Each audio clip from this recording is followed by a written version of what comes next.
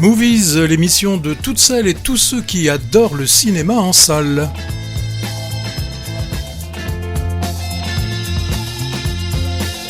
Une émission proposée par Hervé Brie. Bonjour Hervé. Bonjour Patrick, bonjour à tous et bonjour, bienvenue à notre nouvelle recrue Céline, qu'on va vous présenter, eustachophile comme nous, puisque rencontré au cinéma Jean Eustache.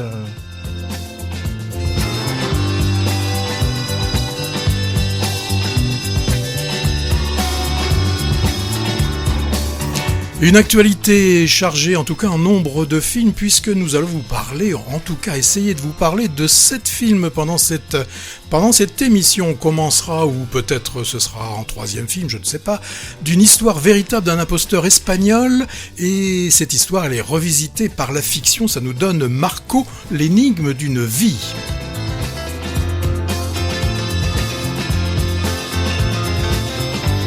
Un retour aux sources et les premières amours d'une jeune quadra, ça donne Partir un jour.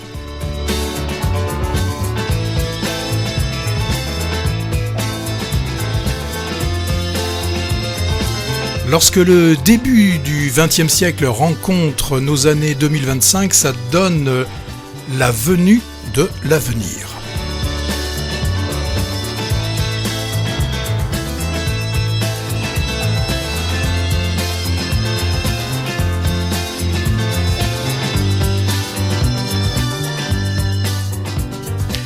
Et il y aura aussi, on parlera de musiciens ou un quatuor à cordes, prépare un concert exceptionnel où chacun des virtuoses joue sur un Stradivarius.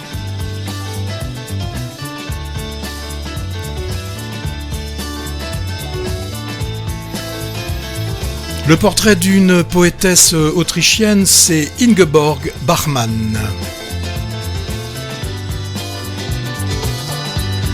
Un drame tunisien, ce sont les enfants rouges.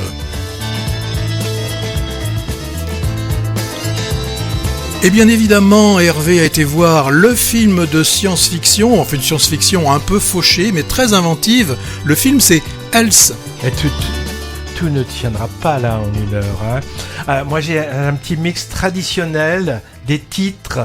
Et attention. Ça nous donne une comédie musicale jeune public. Donc voici le sujet. Sur l'avenue de l'avenir, les enfants rouges de plaisir assistent à un spectacle de rue intitulé Partir un jour, écrit par Ingeborg Bachmann et monté par la troupe Marco et les musiciens. Et c'est George What else Clooney qui joue Marco. Alors Patrick, peut-être avant que tu nous parles de Ingeborg Bachmann, je crois, peut-être on pourrait demander à notre nouvelle recrue de nous dire un mot de pourquoi elle est là. Eh bien, je suis là parce que je suis passionnée de cinéma tout comme vous, un petit peu moins disponible pour y aller que vous. Je suis encore en activité, mais nous aussi. J'aimerais tant y aller quasiment tous les jours. Mais en tout cas, et puis j'ai toujours adoré l'analyse, que ce soit littéraire, filmique, et partager avec tout le monde, ce magnifique art. Bienvenue dans Movies, donc. Alors, merci. Patrick, c'est toi qui commence par... Oui, c'est moi qui m'y colle, oui. Alors, c'est pas très souvent qu'on voit des films qui nous viennent d'outre-Rhin. Depuis 2 semaines déjà est sorti en France le film Ingeborg Bachmann, Reise in die Wüste, qui, si on le traduit bien, donne Voyage dans le désert. Alors il s'agit du dernier film de Margaret von Trotta. Alors c'est peut-être bon de rappeler à ceux qui connaissent pas, qui sont un peu plus jeunes, que cette réalisatrice maintenant elle a quand même plus de 80 ans. Elle fait partie de ce qu'on a appelé le nouveau cinéma allemand dans les années 1970. Margaret von Trotta est une réalisatrice, scénariste, donc allemande, qui a commencé sa carrière, il faut le savoir, en en tant qu'actrice pour des réalisateurs comme Rainer Werner Fassbinder et Volker Schlöndorff à la fin des années 60. Alors, au contact de ces réalisateurs, elle s'est rapidement intéressée à l'écriture et à la réalisation de longs métrages. En 75, tout le monde s'en souvient, avec Volker Schlöndorff, elle coécrit et co-réalise le film d'après le bouquin d'Heinrich Böll, Die verlorene Ehre der Katharina Blum, ou en bon français... Il veut montrer qu'il parle allemand. Ich spreche ein bisschen Deutsch, ja. L'honneur perdu de Katharina Blum, qui avait été, on s'en souvient, acclamé par la critique. C'était un film, tu t'en souviens, vous vous en souvenez, réquisitoire, qui dénonçait les méthodes de la police et surtout de la presse dans une Allemagne de l'Ouest en pleine crise paranoïaque à travers un récit assez froid et tragique et une descente aux enfers infligée à une jeune citoyenne soupçonnée de cacher des informations sur un anarchiste avec qui elle avait juste passé la nuit. Après, il y avait eu aussi, on s'en souvient, Les années de plomb de ce film. Alors souvent, des films qui sont centrés sur des formes, des héroïnes féminines assez fortes. Et elle a, Margaret von Trotta, été dans beaucoup de festivals. Et elle a eu des prix, que ce soit à Cannes ou bien évidemment à la Berlinale. Alors aujourd'hui, qu'est-ce qu'elle nous propose, cette Margaret von Trotta? Eh bien, c'est un biopic. Alors, un biopic, c'est plutôt concentré sur une page de cette poétesse, donc qui s'appelait Ingeborg Bachmann, que je ne connaissais pas, mais mes connaissances littéraires sont proches de zéro, donc ceci explique certainement cela. Et là, on va la suivre donc pendant les années où elle a passé 4 ans avec Max Frisch, donc un écrivain, et les 2 années qui ont suivi, pendant lesquelles elle a vécu plutôt mal cette séparation et finalement n'a pu se guérir que brièvement grâce à un voyage qui est fait dans le désert avec un homme plus jeune, ce qui donne le titre au film. Alors, ce qui est intéressant que j'ai trouvé dans ce film, c'est que le film justement joue entre le sombre, le lumineux.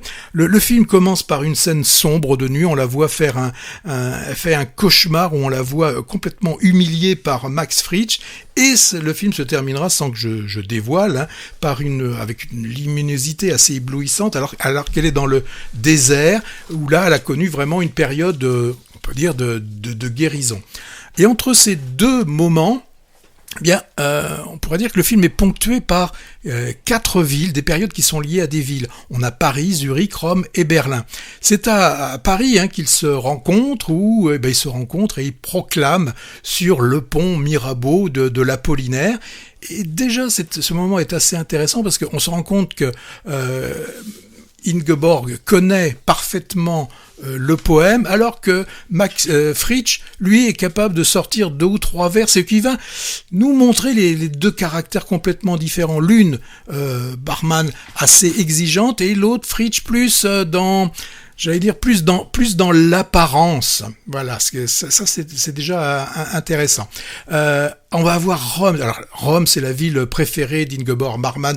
C'est là qu'elle aime flâner dans ces rues baignées de soleil, aller dans les cafés. Elle rencontre aussi un poète, Ungaretti. On se rend compte comme elle adore cette ville. Il y aura Zurich, où là, qui est la ville de Max Frisch, et là, on va voir qu'elle va se sentir complètement étrangère, et elle ne pourra plus écrire.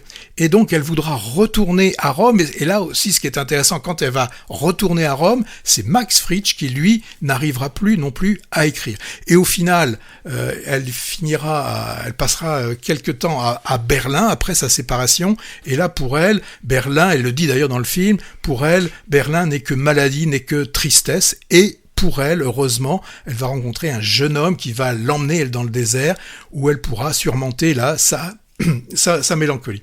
Donc un film d'aller-retour entre ces villes, entre ces moments d'amour, ces moments où l'un supplante l'autre, avec ces inversions. On a Vicky Krieps, alors Krebs, je sais pas comment exactement on le prononce, qui est formidable. On se souvient d'elle dans Corsage. On se souvient aussi dans le film où elle était en Cowgirl jusqu'au bout du monde, là. Non. Quand elle est la police. The Wall. The Wall, oui. Voilà, je recherchais le titre. Et Ronald Zerfeld est aussi pas mal. Il y a une phrase qui est intéressante à un moment donné, puisque quand on voit le film, on se dit que c'est elle qui subit un Max Frisch qui est vraiment assez puant dans le film, mais il dit à un moment donné, est-ce que ce sont toujours les meurtriers les coupables ?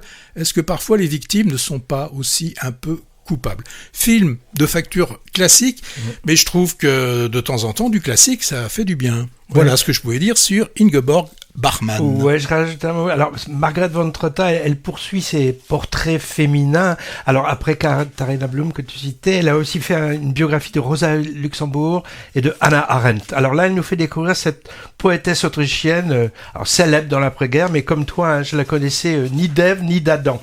Personnage que j'ai trouvé pas montré forcément sympathique ou attachant, d'ailleurs. Hein. Oui, mais est-ce que les biopics non, doivent mais pas... D'accord, ouais. D'autant plus qu'elle est étonnante, hein. Une intello sensuelle, libre, voire libertine. Moi, je dois avouer que j'étais un peu perdu dans la temporalité, parce que le scénario est essentiellement construit avec des allers-retours qui m'en semblaient, moi, assez confus, essentiellement entre deux époques correspondant aux deux amants successifs de la dame. Alors évidemment, Vicky Krieps, polyglotte, multitalentueuse, habituée à des rôles de femme en même temps fragile et forte, actrice caméléon, moi je l'associe un peu à Isabelle Huppert. Elle était aussi impressionnante, tu l'as un peu mentionné, en agent raciste et trumpiste de la police frontalière entre Mexique et États-Unis dans le récent The Wall. Trop mal distribué malheureusement. Alors le film repose en grande partie sur son talent virtuose qu'elle promène dans de belles robes. Hein. Elle a des robes magnifiques entre Paris, Berlin, Zurich, Rome et le désert égyptien. Mais de mon côté, moi, ça n'a pas suffi à rendre ce portrait mémorable. À vrai dire, je me suis un peu ennuyé à cette évocation de spleen d'artistes évoluant dans les hautes sphères intellectuelles, d'où le petit peuple est absent, hein, ou alors à peine en figuration. Un peu comme un autre film dont je vais parler tout à l'heure, Les Musiciens, où j'ai eu le même sentiment. Justement, avant que tu en parles, est-ce que Céline, après ce qu'il a dit Hervé, ce que j'ai pu en dire, envie ou pas envie de voir cette Ingeborg Bachmann ? Oui. Ah, bah voilà. Peut-être tu la connaissais d'ailleurs. Non, par contre Max Frisch, oui. Ouais. Et puis bon, déjà j'aime énormément la langue allemande, donc j'ai très envie de l'écouter. Et j'ai vu l'extrait, effectivement, ça me donne envie, ce portrait de femme forte et fragile en même temps. Oui, j'irai le voir. Alors, tu parlais de virtuoses, y en a-t-il dans ces musiciens ? Bien sûr, les musiciens. Le film s'ouvre sur l'expertise d'un instrument à cordes par un spécialiste l'auscultant sous toutes les coutures. Verdict, il s'agit bien d'un Stradivarius. Et ce sera le 4e dans le giron d'un grand groupe industriel qui va l'acquérir aux enchères. Pourquoi faire ? Eh bien, pour réaliser le projet de mécénat artistique initié par le grand patron mélomane qui est décédé, celui d'un concert prestigieux unique regroupant 4 virtuoses interprétant chacun sur un des instruments une pièce contemporaine qui n'a jamais été jouée en public. Alors le quatuor va s'enfermer dans un beau manoir pendant 1 semaine pour les répétitions, coaché par la fille du magnat et le compositeur de la partition, appelé à la rescousse. Le compte à rebours journalier va défiler de J-7 à J. Pardon, je tousse. Alors, je vais commencer peut-être par ce qui pêche dans le film, j'ai trouvé, pour finir par le sauver, hein, quand même. Le problème, ce sont les personnages et leurs interactions auxquelles moi je n'ai guère cru. Les 4 musiciens du titre, d'abord, venant de mondes différents. Alors, on a un ancien couple séparé de la cinquantaine qui ne se parle plus. Un jeune violoniste qu'adore qui se la pète un peu.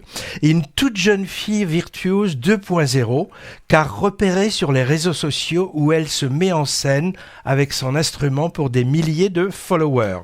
Alors, tout ça m'a paru un peu sonner faux, ce qui est le comble quand même pour des musiciens. Hein. Et puis, leur rapport durant cette semaine de répétition en huis clos, émaillé de dissensions et de problèmes d'ego, du moins au début, avant conciliation attendue, m'ont semblé artificiel aussi. Et s'ajoute donc à l'équipe l'instigatrice du projet et le compositeur.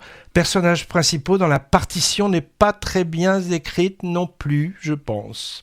Une chose qui peut faire crisper le spectateur lambda, c'est l'évolution du récit dans les hautes sphères du mécénat industriel de prestige pour l'art noble, avec ce fétichisme pour des instruments mythiques. On est bien loin du souci du commun des mortels. Les fameux Stradivarius, par exemple, ils sont trimballés chacun dans une limousine individuelle pour des histoires d'assurance. Bref, on n'est pas chez les Dardenne, Ken Loach ou Coris McKee, on l'aura compris, mais bon, dans le paysage cinématographique, il n'y a pas place que pour du drame social s'intéressant aux petites gens. De toute façon, il n'y en a pas ici. On est parmi l'élite intellectuelle bourgeoise, comme dans Ingeborg Bachmann film. Alors, le point fort du film, par contre, ce qui en fait le sel et le sauve, c'est l'aspect musical, qui ravira les mélomanes avec de nombreux moments de répétition et, point d'orgue, une partie du concert final. Attention, question film centré sur la musique, on n'est pas au niveau de choses comme Tous les matins du monde, d'Alain Corneau qui avait fait découvrir Marin Marais et sa viole de gambe en 91, ou le fameux Amadeus de Miloš Forman, deux chefs-d'œuvre qui conjuguaient adroitement musique et récit.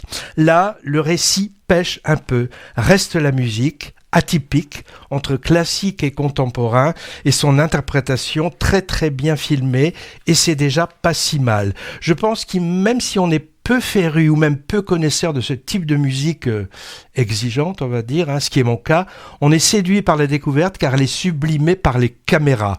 Les acteurs du Quatuor à cordes sont évidemment de vrais musiciens. Et puis, plaisir quand même de revoir un acteur et une actrice assez rares à l'écran et que j'aime beaucoup. D'abord le discret et toujours affable Frédéric Pierrot, qui a longtemps évolué dans les seconds rôles avant d'être découvert par le grand public en psy formidable dans la série Arte en thérapie. C'est lui, le compositeur reclus et bougon, qui sort de sa tanière pour diriger les répétitions. Ensuite, l'attachante Valérie Donzelli, également réalisatrice à 16h. Elle joue l'héritière de l'industriel qui concrétise le projet de danseuse de son papa mécène. Ils sont tous les deux très bien, même si malheureusement leurs personnages ne sonnent pas très justes. Problème au niveau de l'écriture, des caractères et des situations, donc, comme je l'ai dit, plutôt que de l'interprétation. Les musiciens est signé Grégory Magne. C'est son 3e long métrage. J'ai pas vu les 2 précédents. La musique, personnage essentiel du film, est écrite par Grégoire Hetzel, compositeur attitré de plusieurs cinéastes français comme Arnaud de Pléchin et Mathieu Amalric. C'est la fin, le tout dernier matin, le tout dernier jasmin. Ne me lâche pas la main, c'est la fin, le soleil au lointain s'écroule seul dans son coin. Ne me lâche pas, je te tiens. Le dernier jour du disco, je vais le passer sur ta peau, à rougir comme un coquelicot.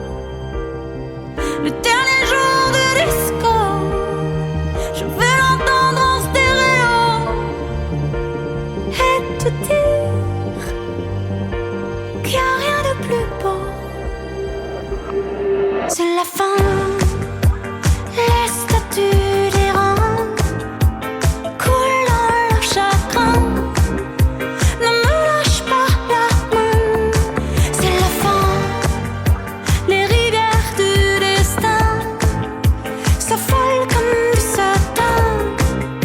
Ne te lâche pas, je te tiens.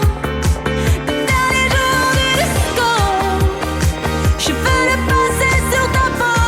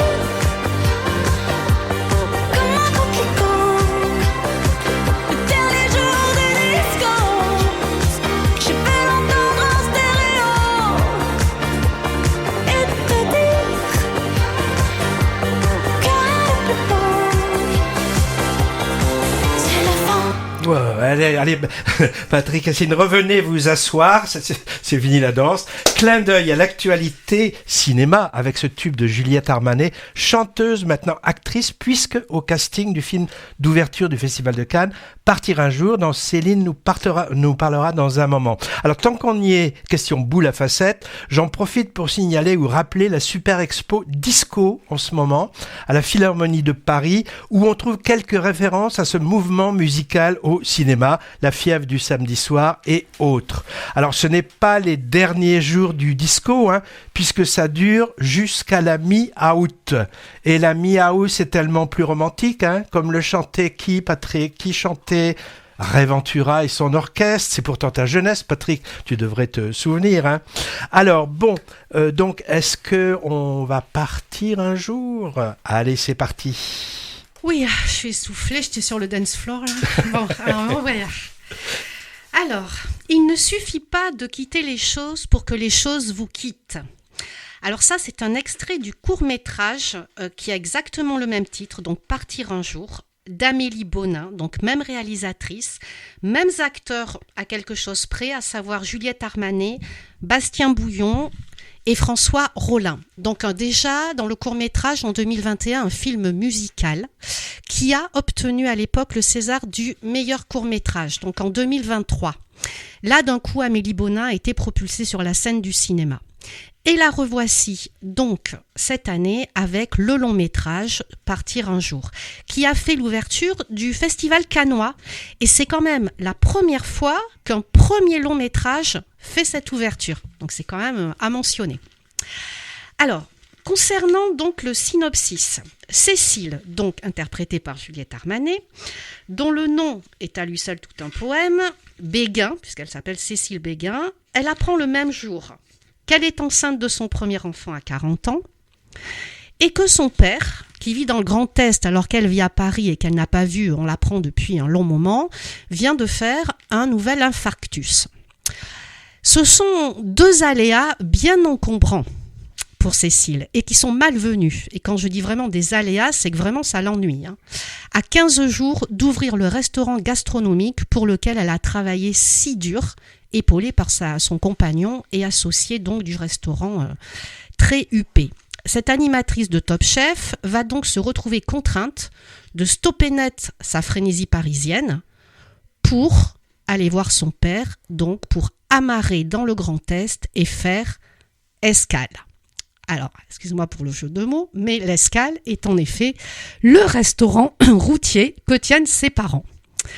C'est le restaurant donc de ses parents qui sont usés par le labeur, mais qui sont amoureusement chevillés à leur cantine. Vraiment.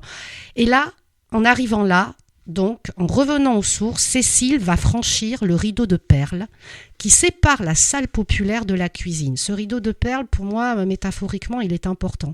C'est-à-dire qu'elle va passer dans une autre dimension. Nous aussi, d'ailleurs, parce qu'elle va passer de la bonne, elle va passer dans le monde de la bonne franquette, du temps suspendu. C'est un retour aux sources pour cette héroïne et un retour à son amour inavoué de jeunesse. Alors, dans ce film, que j'ai personnellement beaucoup aimé, j'ai relevé beaucoup d'oppositions, mais qui vont peu à peu se réduire, voire complètement s'annuler. D'abord, cette cuisine, donc, c'est celle où les mises à nu se font, où tout est dans son jus. C'est sans chichi, sans salam-alek. Et quand je dis sans son jus, c'est vraiment ça, quoi. C'est-à-dire qu'ils font le bourguignon, ils font la macédoine, ils font sécher les pâtes sur un étendoir, alors qu'elle arrive d'un endroit où la cuisine est extrêmement raffinée. Elle fait un soufflé à la bisque de homard, par exemple. Enfin, voilà. On est vraiment sur deux mondes très différents. Dans les autres oppositions, le temps dans l'Est où elle revient, il est comme statufié. C'est comme si rien n'avait bougé. Tout est à l'identique, à l'opposé du tohu-bohu qu'elle vit à Paris. Et puis, dans ma mort d'idée, une autre opposition, c'est que la maîtrise est totalement recherchée chez Juliette Armanet. Jusque dans son corps, elle veut même pas écouter sa grossesse, elle veut essayer de la dénier. Alors que là, dans le monde de son enfance, le temps, il a l'air de couler de lui-même. C'est festif, c'est simple. Entre autres, je pense à la soirée du mime, que moi, j'ai vraiment trouvé très, très drôle, quoi. Mais finalement, toutes ces dialectiques-là, elles vont bientôt être dépassées. Et ça ça démarre, ça va partir en vrille dès qu'on la voit se goinfrer de dragibus. Et quand elle se met à picoler comme un trou aussi. Alors là, et d'ailleurs c'est marrant parce que dans le court-métrage, cette notion de retour vers l'enfance, il est marqué par les pépitos dans le supermarché. Et là, donc, ce sont les dragibus. Alors, les thèmes, ils sont très nombreux, peut-être trop, j'y reviendrai un peu après. Il y a le fait d'être transfuge, d'humaine profession, mais à une autre échelle, plus chic. Donc, est-ce que c'est une fierté ? Est-ce que c'est un fardeau ? Est-ce que c'est une ombre qu'on fait à ses aïeux ? Ici, elle est comme ramenée à quelques citations acides, en fait, que son père écrit méticuleusement, ou alors à un écran télé, pour ceux qui vivent dans le Grand Est. Il y a également le thème de l'hérédité, de la transmission, parce qu'elle tourne le dos à ses origines. Elle veut à tout prix essayer de s'en éjecter. Elle veut plus voir la bonne tarte aux pommes de sa jeunesse. Elle veut essayer vraiment, d'oublier tout cela, mais est-ce que c'est possible ? Est-ce qu'on peut faire fi du passé ? Et là, vraiment, il pose vraiment cette question-là. Et puis, il y a la notion du handicap des sentiments et des non-dits. C'est là que les chansons sont importantes d'ailleurs, parce qu'elles vont aider, elles vont être comme un appendice de ces émotions qui sont contenues ou refoulées par aussi bien les parents qu'elles-mêmes. Et c'est là, on connaît la chanson d'Alain Resnais. Alors ici, les paroles, sont restées à l'identique, c'est de la chanson populaire, mais par contre les voix des acteurs, ce sont bien les acteurs qui chantent. Bon, alors là, il y a une mention entre autres pour Dominique Blanc, effectivement, au niveau du chant, ce n'est pas tout à fait ça, mais bon, on lui pardonne parce qu'elle est par ailleurs formidable. C'est émouvant, même si c'est c'est émouvant. Surtout ça, c'est la scène dans le camping-car avec sa fille, donc c'est une scène de retrouvailles. Et puis, du coup, ces chansons-là, elles ajoutent aux émotions, mais sans que ça se superpose de manière... c'est pas une redite, quoi. Ça ajoute au comique, à la tristesse, à la sensualité, voilà. Il y a également le thème des amours adolescentes qui sont tues, qui sont maladroites à l'époque. On laisse passer sa chance, et puis elle revient ou pas, la chance. Et puis, est-ce qu'on grandit un jour ? Là-bas, le temps semble s'être complètement arrêté, mais peut-être que finalement, l'enfance nous poursuit où qu'on aille. Voilà, donc parmi les nombreux thèmes que j'ai vus. Concernant les acteurs, alors ils sont tous formidables, y compris les seconds rôles. Alors les potes d'enfance, eux aussi sont dans leur jus, et on a l'impression qu'ils n'ont pas bougé depuis 30 ans. Et Bastien Bouillon est extraordinaire dans ce rôle du mécanicien. Moi, j'ai été vraiment épatée parce que je l'avais découvert dans La Nuit du 12. Où là, je trouvais qu'il était froid, voire glacial. Et là, il y a une transformation, qu'elle soit physique ou psychologique. Là, il est simple, il est coiffé un peu à la surfeur, avec les cheveux longs, blonds, il est authentique, il est élégant dans ses valeurs, mais très simple, comme si lui n'avait pas beaucoup bougé. Vraiment à contre-courant du personnage La Nuit du 12. Donc un vrai rôle de composition.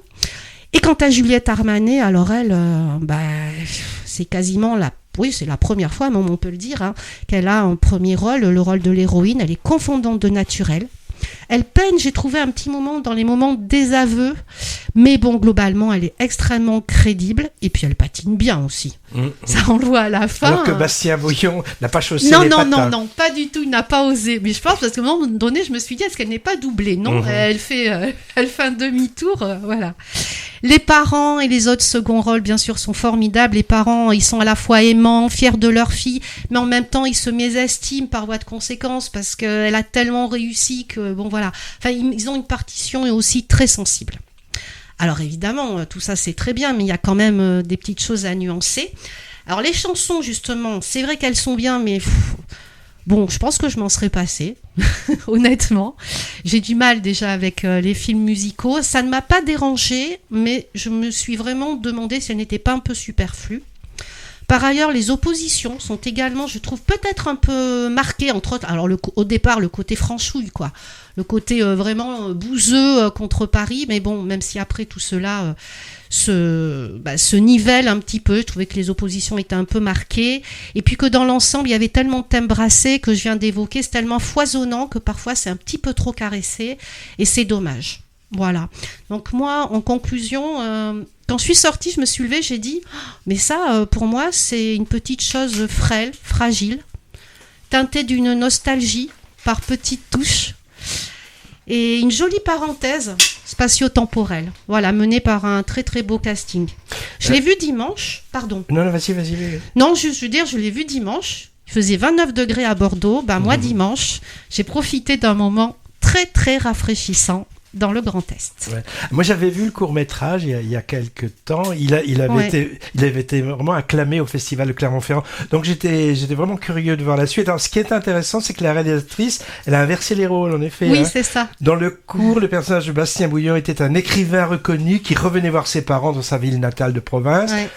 Où le personnage de Juliette Armanet était restée devenue caissière de supermarché. Ouais. Là, c'est l'inverse. Le transfuge de classe, c'est la fille, est devenue chef, donc, et la transposition, j'ai trouvé plutôt bien vue. Moi, j'ai trouvé que l'espèce d'alchimie entre les deux acteurs principaux, qui faisait le grand charme de la version courte, se retrouve ici intacte, avec le même côté comédie musicale légère et amère en même temps. Moi, j'ai marché. Ouais. J'ai souri, j'ai rigolé même, j'ai été ému aux larmes parfois, et j'ai trouvé que la version plus tragique, ou disons moins légère que la courte. Bastien Bouillon, c'est vrai qu'on le voit habitué à des rôles dramatiques.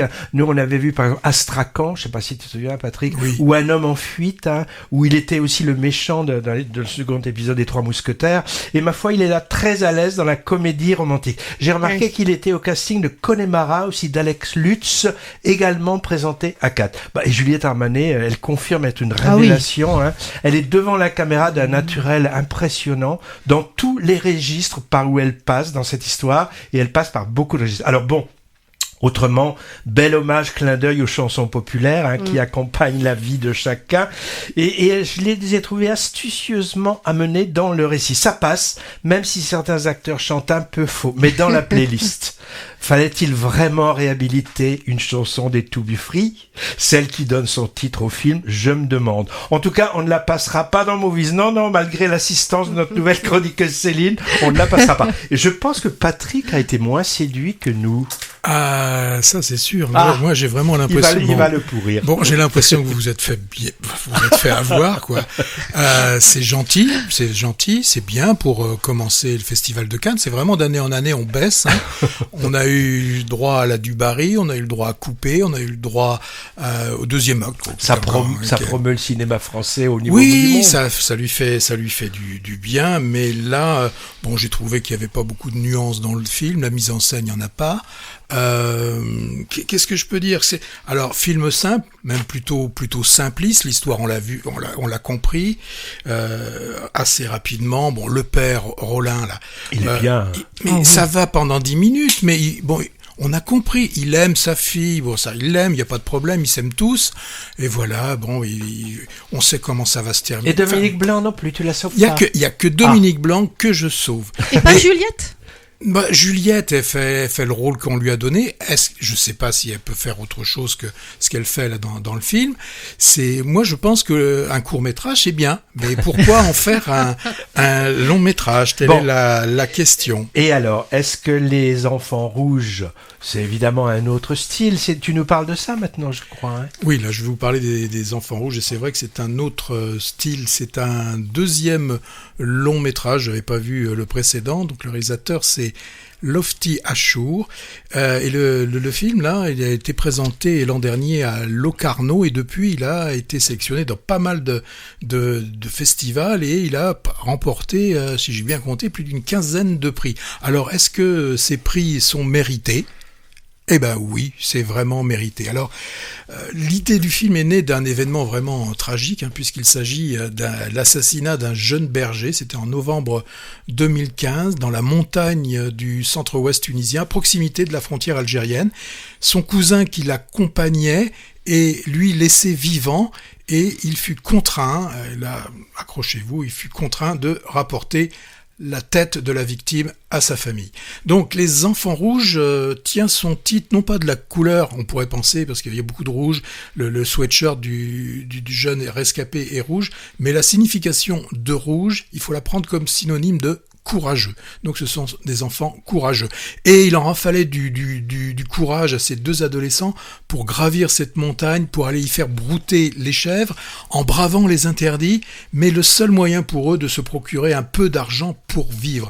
Alors, le réalisateur aurait pu choisir de faire un pur film documentaire sur cette histoire qui a vraiment bouleversé la population tunisienne, mais il va avoir une approche assez différente. Ce qui va l'intéresser, en fait, c'est de suivre l'adolescent survivant, comment il survit de ce drame horrible, et donc la vision des sentiments de ce garçon de 14 ans, et ça va être vraiment la colonne vertébrale de ce film. Alors, bien sûr, lui, il va se poser cette question insoutenable: pourquoi moi je suis survivant, pourquoi c'est pas moi qui ai été assassiné? Le réalisateur va, pour nous faire passer tous ces moments de doute, ces moments d'interrogation, par le biais de moments oniriques. On va voir le jeune garçon, on va le revoir parler au jeune disparu comme s'il était toujours présent. Cette forme d'approche pour ce film permet d'alléger le propos, même si rien n'est édulcoré dans le film. Dans ce film, on a bien des points assez essentiels. On va découvrir en partie, et je l'ai lu, j'ai été le vérifier, l'abjection de certains médias qui ne reculent devant rien pour faire de l'audience malsaine. Ils iront même jusqu'à ouvrir le réfrigérateur pour pouvoir filmer la tête du disparu à l'intérieur du réfrigérateur. Et ce qu'il y a aussi, et ça c'est ce qui m'a semblé le plus fort, c'est ces habitants, ils le disent, ils ont une vie de merde. Et personne ne s'intéresse à eux. Ils devront aller seuls, puisque bien évidemment, on peut comprendre la famille qui ne veut pas laisser le corps dans la montagne, où il risque d'être dévoré par les vautours, par tout ce qui peut traîner. Et c'est eux qui vont, au péril de leur vie, qui vont aller chercher le corps. Donc ça c'est bien mis en évidence que en fait personne s'intéresse à ces paysans perdus là au bas de la montagne. Je pense que si ce n'était pas basé sur une histoire vraie, on y verrait presque un côté un peu mythologique dans cette tragédie. Pour tenir alors il y a les deux rôles principaux, les deux garçons qui sont des non professionnels, qui sont très très forts. On leur a adjoint une jeune fille qui elle aussi est formidable dans ce film. J'ai vu qu'il a fallu auditionner plus de 600 enfants pour trouver le bon trio. Alors, outre l'interprétation de ces jeunes adultes, de ces jeunes garçons plutôt, il y a aussi, ce qui est intéressant, une mise en scène, une mise en image des espaces et de la nature. Alors même si ce ne sont pas des montagnes très hautes, puisque on est plutôt dans le côté massif central, on ne dépasse pas les 1500 mètres de hauteur, elles sont pour autant majestueuses. Et ce qui est très fort, c'est qu'au début, ces montagnes sont un terrain de jeu, où on voit des enfants de cet âge-là s'amuser, à s'éclabousser, voilà, comme de jeunes enfants, et on va voir d'un seul coup ce lieu qui va devenir le lieu du drame. Alors, je le redis, pour moi ce qui a fait la force du film, c'est le va-et-vient qui est entre réalité et onirisme. C'est là qu'on sent que le réalisateur est aussi un metteur en scène de théâtre. Il y a des moments, on voit la montagne, certains endroits, comme une scène de théâtre, et ça, j'ai trouvé ça assez fort. Il ne tombe pas dans le misérabilisme, et aussi, il réussit, ce qui peut être compliqué, de ne pas esthétiser ça, c'est-à-dire de ne pas rendre l'horreur belle. C'est très difficile à arriver à ça. Donc pour moi, c'est un pari réussi, un film sur la résilience de cette population abandonnée, mais qui fait face contre l'adversité avec courage et surtout avec dignité. Film exigeant, il ne nous épargne rien, mais c'est ça aussi le cinéma, faire prendre conscience s'il en était besoin de la barbarie humaine. C'est vrai qu'on est loin de partir un jour.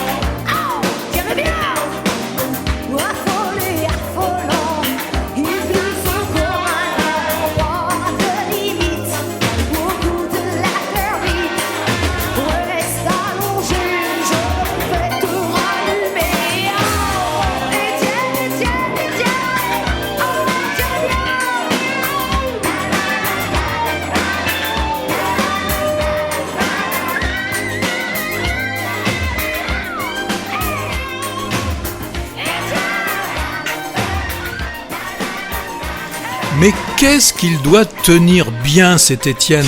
C'est bien sulfureux. Oui, alors peut-être on va perdre du public là. Gesh Patti, on vient d'entendre, chanteuse, danseuse et chorégraphe aussi, avec cet Étienne tube mémorable qui avait reçu, je vous le rappelle, une victoire de la musique en 87. On n'était pas nés, nous. Elle est dans notre bande son, car forcément, il y a un rapport avec le cinéma. Je l'ai trouvé en cherchant une raison pour passer ce titre.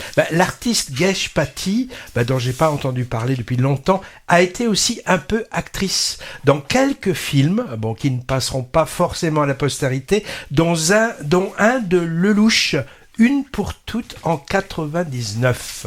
Et maintenant, parlons de ce Marco, histoire assez extraordinaire. Je l'ai vu hier. On va en Espagne. Ouais. On va en Espagne. Sous-titre de Marco, l'énigme d'une vie. Et c'est vrai que le personnage réel dont le film nous brosse le portrait et le parcours reste tout à fait énigmatique jusqu'au bout. On a affaire à une de ces histoires fascinantes qu'aucun scénariste n'oserait inventer, tellement elle paraît peu crédible a priori. C'est celle d'Enric Marco, un Catalan qui, des années durant, a été le président très actif et efficace de l'association des victimes espagnoles de l'Holocauste.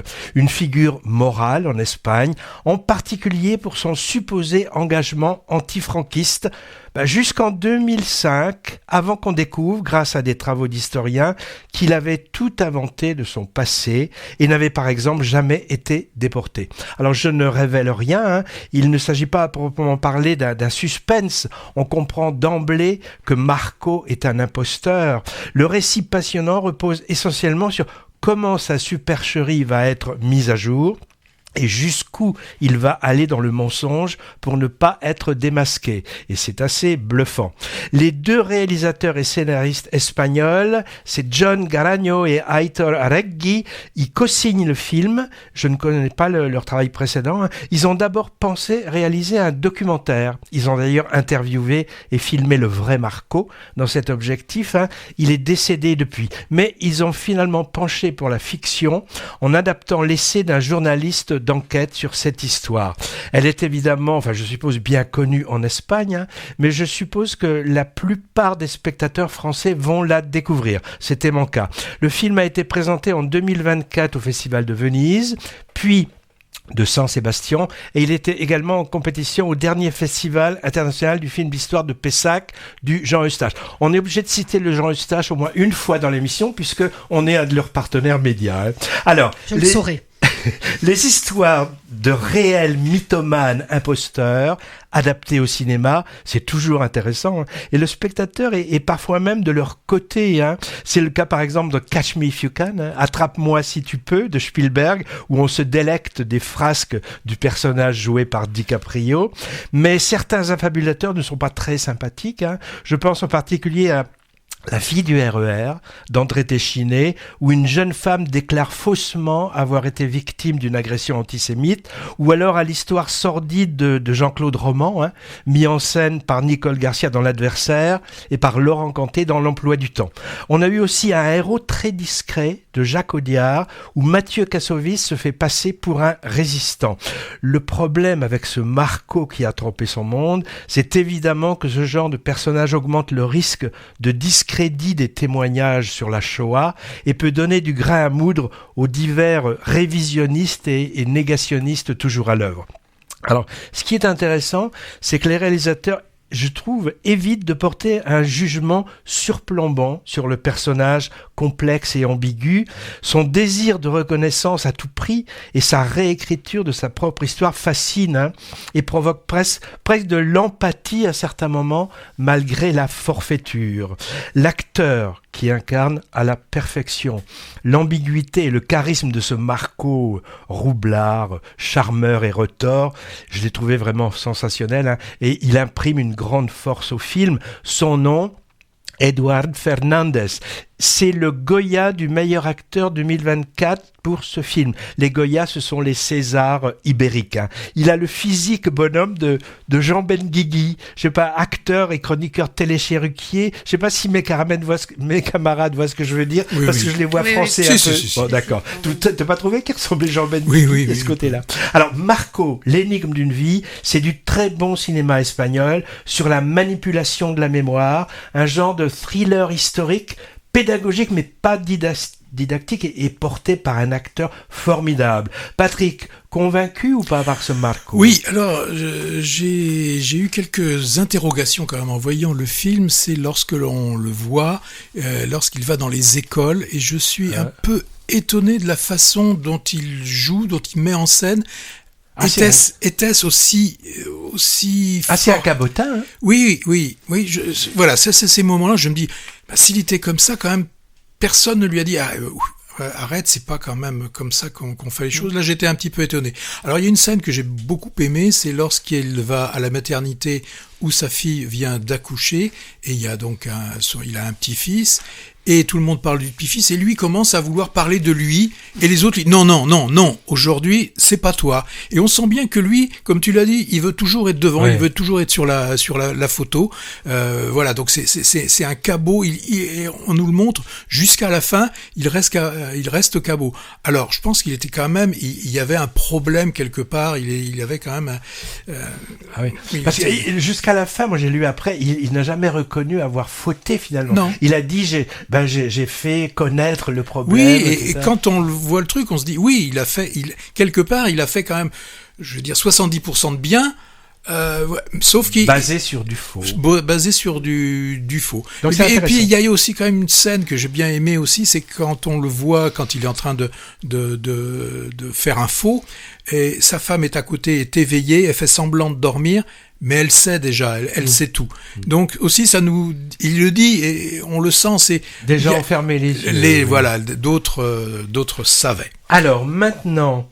La venue de l'avenir qui est juste sortie hier, on l'a vu, vas-y. Oui, présenté au Festival de Cannes. Ça aurait été mieux que ce soit lui qui soit en ouverture. Enfin bon, en 1895, là, nous n'étions pas nés, ça c'est sûr. Un jeune photographe nous dit: demain, je vais voir la première projection de cinéma vers l'avenue de l'Opéra, et je sais pas ce que c'est. Et Rose, sa petite amie, lui répond: mais ça va servir à quoi? Belle question, en effet, qui est posée, et Cédric Clapiche nous donne la réponse avec son film « La venue de l'avenir ». Eh ben, le cinéma, ça sert à nous raconter des histoires comme celle qu'il a écrites. Nous sommes en 2025, et on a une trentaine de personnes issues d'une même grande famille. Ils apprennent qu'ils vont recevoir en héritage une maison abandonnée depuis plusieurs années, depuis 1942 si je me souviens bien. Et 4 d'entre eux sont chargés d'en faire l'état des lieux. Et ces lointains cousins vont alors découvrir des trésors cachés dans cette vieille maison. Ils vont se retrouver sur les traces d'une mystérieuse Adèle qui a quitté sa Normandie natale à 20 ans.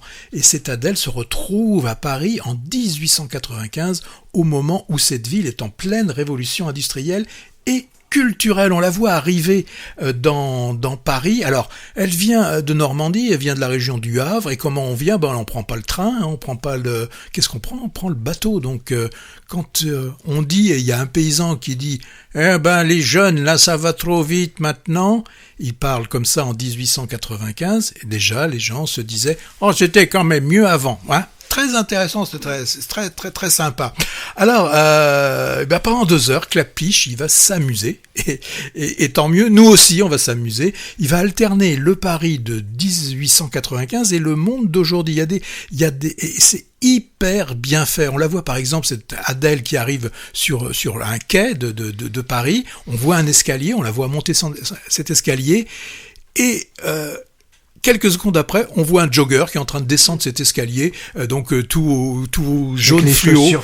Oui, donc c'est hyper bien fait. Alors on retrouve un Montmartre qui est encore entouré de champs. La Tour Eiffel, elle a sa couleur d'origine qui est plutôt un peu rougeâtre. Et puis on croise plein de gens. On va croiser les peintres de l'impressionnisme. On découvre comment Monet a eu ses premières impressions d'un un soleil levant, et c'est très drôle de voir un Monet vu par Clapiche, surtout quand il est interprété par Olivier Gourmet. Là, on est à Giverny, mais c'est super. Alors, certains ont dit, Clapiche, il a de la nostalgie, justement, comme j'ai dit, c'était mieux avant. Non, il nous fait pas ça. Il nous montre, et ça, j'ai trouvé ça intéressant, que chaque époque est porteuse d'un avenir, et c'est vraiment aux jeunes de s'y engouffrer, en faisant peut-être des erreurs, mais faut-il regretter les choses qu'on a faites, ou celles, justement, qu'on n'a pas faites, hein? Question intéressante. Il s'amuse, Clapiche, même à nous faire des jeux de mots, puisque le titre, hein, c'est La venue de l'avenir, mais à un moment du film où, donc dans ces années 1895, apparaît l'électricité, et il y a la première avenue de Paris, l'avenue de l'Opéra, qui est électrisée, qui est éclairée à l'électricité, et donc c'est l'avenue de l'avenir, très joli. Alors, qu'est-ce que je peux vous dire encore? On sent aussi que Clapiche, il aime ses acteurs, hein. Et il y a une scène qui est très très forte et que j'ai adoré. Et depuis un certain temps, il tourne avec Zinedine Soualem. La même, moi aussi j'avais. Et là, il joue un rôle d'un prof qui part à la retraite et que l'on voit se faire. Beaucoup de profs, je crois, rêveraient d'avoir autant de monde. On le voit se faire applaudir par tous ses élèves. Ouais, c'est très beau ça. Et donc, c'est une façon, en fait, très élégante d'applaudir son comédien, et ça, j'ai trouvé ça très, très intelligent. Cécile de France, que j'adore, et là aussi, elle nous fait une critique d'art. Très snob. Très snob. Elle est, mais vraiment géniale. Elle a des moments de folie dans le film on aurait voulu que ça dure un peu plus longtemps. Ça dure 2 heures, mais là, j'en aurais bien pris pour 3 heures. Vincent Macaigne, il est pas mal non plus. Hein. Toujours un peu le même rôle, Macaigne. Oui, ça c'est sûr. Décolo, décalé. Oui, on le voit déjà dans la bande-annonce, effectivement, qu'il est décalé. Hein. Je le vois difficilement en trader, ou un truc comme ça, mais on sait pas. On a Abraham Wapler. Alors, je pense qu'il l'a pris parce que il n'a pas réussi à voir François Civil. Il ressemble aussi.